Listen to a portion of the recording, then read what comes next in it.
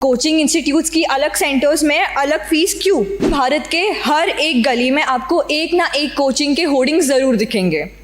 इनमें कितनी सच्चाई है हमें क्या पता। हम तो वैसे भी अंधे की लाठी नहीं, अंधे खुद बन चुके हैं। ऐसे कोचिंग इंस्टीट्यूट्स के वजह से हमारे दूसरे बच्चों का रैंक एंड स्कोर्स अफेक्ट होता है।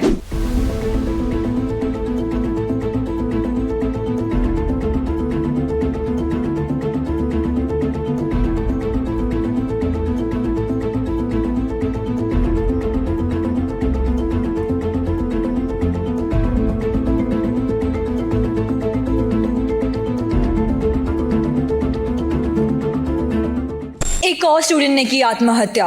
A 16-year-old JEE student attempted suicide in Kota. हम सब सोचते होंगे इसने सुसाइड अपनी स्टडी प्रेशर्स के लिए की होगी, लेकिन इसके पीछे जिसका हाथ है उन्हें हम कुछ नहीं बोलते। कोचिंग सेंटर्स, जी हाँ, coaching centres. In spite of knowing the error in the functionality of these coaching centers, we do not say against anything। महोदया, भारतवर्ष में आज़ादी के पश्चात धर्म और शिक्षा के व्यवसायीकरण हो गया है। शिक्षा अगर दान देने की वस्तु है तो उसका व्यवसायीकरण क्यों? कोचिंग इंस्टीट्यूट्स की अलग सेंटर्स में अलग फीस क्यों? The classes in these coaching centers have been divided on the basis of the students' intelligence level. Brilliant students have been taught by excellent faculties and receive concession in their fees, whereas the average students are taught by average faculties and have to pay higher fees। ऐसा भेदभाव क्यों?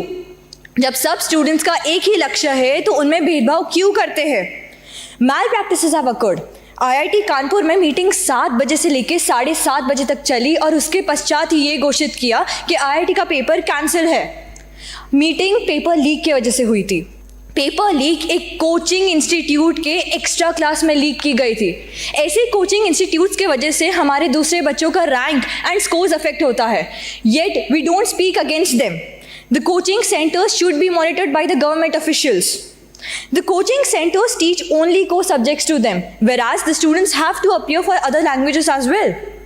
Coachings को ये लगता है कि वो उन्हें एंट्रेंस टेस्ट के लिए तैयार कर रहे हैं, लेकिन उनकी 12th का क्या? उन्हें अपनी सिलेबस में रीजनल लैंग्वेजेस भी ऐड करना चाहिए। The coaching centers have unplanned schedules with the students studying for 18 hours a day, 7 days a week with no time for leisure. Psychology के हिसाब से a student cannot study for 18 hours a day without going into depression, which can eventually lead him to suicide and feel lonely। Government को coaching centres के लिए एक time table schedule करना चाहिए। In January this year, the Union Ministry of Education issued strict guidelines that institutions cannot issue misleading government's advertisements about guaranteeing ranks and good marks। फिर भी भारत के हर एक गली में आपको एक ना एक कोचिंग के होर्डिंग्स ज़रूर दिखेंगे। इनमें कितनी सच्चाई है हमें क्या पता। हम तो वैसे भी अंधे की लाठी नहीं, अंधे खुद बन चुके हैं। जय हिंद, थैंक यू।